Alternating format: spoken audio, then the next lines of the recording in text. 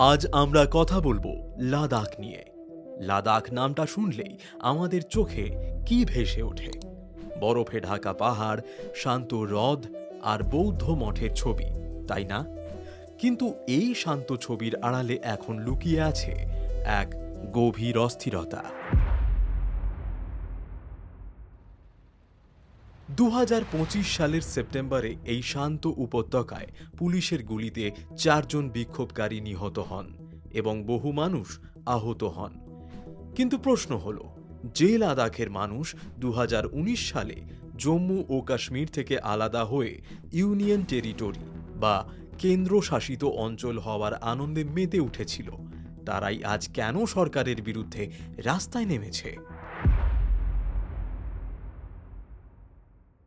এই আন্দোলনের সবচেয়ে পরিচিত মুখ হলেন সোনাম ওয়াংচুক, যার জীবন থেকে অনুপ্রাণিত হয়ে 3 ইডিয়টস ছবিটি তৈরি হয়েছিল।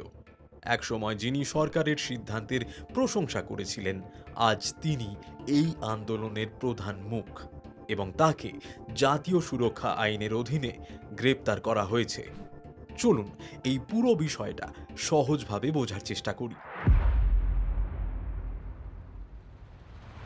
5ই অগস্ট 2019 সরকার সংবিধানের 370 ধারা বাতিল করে এবং জম্মু ও কাশ্মীর রাজ্যকে 2টি কেন্দ্রশাসিত অঞ্চলে ভাগ করে দেয়, জম্মু ও কাশ্মীর এবং লাদাখ। এই সিদ্ধান্তে লাদাখের মানুষ, বিশেষ করে লেহ এর বৌদ্ধ সংখ্যাগরিষ্ঠরা রাস্তায় নেমে উদযাপন করে। তাদের বহু দশকের স্বপ্ন সত্যি হয়েছিল।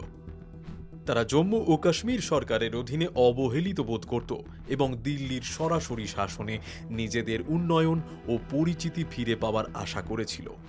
কিন্তু তাদের আনন্দ বেশি দিন স্থায়ী হয়নি। লাদাখকে কেন্দ্রশাসিত অঞ্চল করা হয়েছিল ঠিকই, কিন্তু একটি বড় শর্ত ছিল বিধানসভা ছাড়া। এর মানে হল লাদাখের মানুষের নিজেদের কোনো নির্বাচিত সরকার থাকবে না। সমস্ত ক্ষমতা চলে যায় দিল্লির নিযুক্ত একজন লেফটেন্যান্ট গভর্নর এবং আমলাদের হাতে। লাদাখের মানুষ বুঝতে পারে যে তারা শ্রীনগরের শাসন থেকে মুক্তি পেলেও এখন দিল্লির শাসনের অধীনে চলে গেছে, যা আরও অনেক দূরে। এর সাথে আরও একটি বড় সমস্যা তৈরি হয়। 370 ধারা বাতিল হওয়ায় লাদাখের জমি, চাকরি এবং সংস্কৃতির ওপর যে সুরক্ষা ছিল, সেটাও চলে যায়। এখন ভারতের যে কোনো প্রান্তের মানুষ লাদাখে জমি কিনতে পারে, বড় বড় হোটেলের ব্যবসা শুরু করতে পারে, যা স্থানীয়দের জীবিকা এবং পরিচিতির জন্য একটি বড় হুমকি হয়ে দাঁড়িয়েছে। এই পরিস্থিতি থেকেই জন্ম নিয়েছে আজকের এই আন্দোলন। আন্দোলনকারীদের মূল 4টি দাবি কি, আসুন দেখা যাক।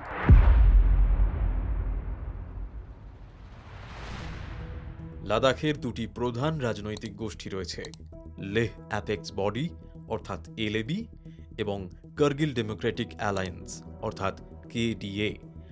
ঐতিহাসিক বিভেদ ভুলে তারা একজোট হয়েছে। তাদের 4টি প্রধান দাবি হল: প্রথম, পূর্ণ রাজ্যের মর্যাদা। তারা চায় লাদাখ একটি পূর্ণাঙ্গ রাজ্য হোক, যার নিজস্ব বিধানসভা এবং নির্বাচিত সরকার থাকবে। এর মাধ্যমে তারা নিজেদের শাসন নিজেরাই চালাতে পারবে। দ্বিতীয়, 6ষ্ঠ তফসিলে অন্তর্ভুক্তি। এটি তাদের সবচেয়ে গুরুত্বপূর্ণ দাবি। সংবিধানের 6ষ্ঠ তফসিল আদিবাসী অধ্যুষিত অঞ্চলগুলোকে বিশেষ ক্ষমতা দেয়। এর মাধ্যমে স্থানীয়রা তাদের জমি, জঙ্গল এবং সংস্কৃতির ওপর নিজেদের নিয়ন্ত্রণ রাখতে পারে। লাদাখের 97% মানুষই আদিবাসী, তাই তারা এই সাংবিধানিক সুরক্ষাটি চায়, যাতে বহিরাগতরা তাদের সম্পদ কেড়ে নিতে না পারে। তৃতীয়ত, 2টি লোকসভা আসন। বর্তমানে লাদাখের জন্য লোকসভায় মাত্র 1টি আসন রয়েছে। তারা চায় লেহ এবং কার্গিলের জন্য 2টি পৃথক আসন হোক, যাতে সংসদে তাদের আওয়াজ আরও জোরালো হয়। চতুর্থ, স্থানীয়দের জন্য চাকরি। তারা একটি পৃথক পাবলিক সার্ভিস কমিশন চায়, যা স্থানীয় যুবকদের জন্য সরকারি চাকরির ব্যবস্থা করবে। 2019 সালের পর থেকে নতুন চাকরির সুযোগ প্রায় বন্ধ হয়ে যাওয়ায় যুবকদের মধ্যে হতাশা বেড়েছে।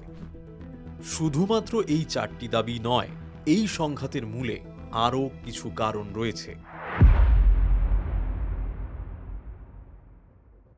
লাদাখ একটি অত্যন্ত ভঙ্গুর পরিবেশের অঞ্চল। জলবায়ু পরিবর্তনের কারণে এখানকার হিমবাহ গলছে, জলের সংকট বাড়ছে। 2019 সালের পর থেকে সরকার এখানে প্রচুর বড় বড় পরিকাঠামো প্রকল্প করেছে, যেমন রাস্তা, টানেল এবং সৌর বিদ্যুৎ প্রকল্প। স্থানীয়দের ভয়, এই প্রকল্পগুলো তাদের পরিবেশকে ধ্বংস করে দেবে এবং তাদের ঐতিহ্যবাহী পশুপালনের মতো জীবিকা কেড়ে নেবে। তাদের প্রশ্ন, এই উন্নয়ন কার জন্য? অন্যদিকে সরকারের কাছে লাদাখ একটি অত্যন্ত সংবেদনশীল সীমান্ত অঞ্চল।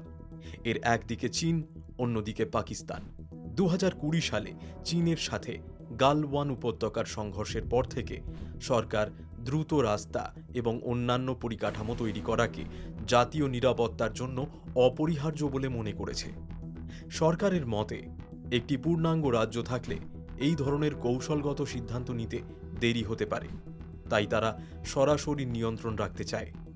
সহজ কথায়, সংঘাতটা হল লাদাখের মানুষের গণতান্ত্রিক অধিকার এবং পরিবেশ রক্ষার দাবি বনাম দেশের সুরক্ষার জন্য সরকারের কৌশলগত প্রয়োজনীয়তা। কেন্দ্রীয় সরকার আলোচনার জন্য একটি উচ্চ ক্ষমতাসম্পন্ন কমিটি HPC গঠন করেছে। সরকার কিছু ছোটখাটো দাবি মেনেও নিয়েছে, যেমন আদিবাসীদের জন্য চাকরির সংরক্ষণ বাড়ানো এবং স্থানীয় ভাষার স্বীকৃতি। কিন্তু মূল দুটি দাবি, পূর্ণ রাজ্যের মর্যাদা এবং ষষ্ঠ তফসিল, এই নিয়ে কোনো সমাধান হয়নি। সরকার এই দাবিগুলোকে অবাস্তব এবং জাতীয় নিরাপত্তার জন্য ঝুঁকিপূর্ণ বলে মনে করছে, ফলে আলোচনা বারবার থমকে যাচ্ছে। লাদাখের আজকের পরিস্থিতি কোনো একদিনের ঘটনা নয়। এর পেছনে রয়েছে ঐতিহাসিক বঞ্চনা, অপূর্ণ রাজনৈতিক প্রতিশ্রুতি এবং পরিবেশ ও জাতীয় নিরাপত্তার মতো জটিল বিষয়। লাদাখের মানুষ ভারতের প্রতি অনুগত, কিন্তু তারা নিজেদের পরিচয় এবং অধিকার নিয়ে বাঁচতে চায়। অন্যদিকে সরকার একটি সংবেদনশীল সীমান্ত অঞ্চলে কোনো ঝুঁকি নিতে চায় না। তাই বর্তমানের এই অচলাবস্থার সমাধান কিভাবে হবে তা সময় বলবে। তবে একটা বিষয় কিন্তু স্পষ্ট, পাহাড়ের এই শান্ত উপত্যকার মানুষের মনে যে আগুন জ্বলছে তা উপেক্ষা করা কঠিন। আজকের পর্ব এই পর্যন্তই। লাদাখের এই পরিস্থিতি নিয়ে আপনাদের কি মত কমেন্ট করে জানান আমাদের। ধন্যবাদ।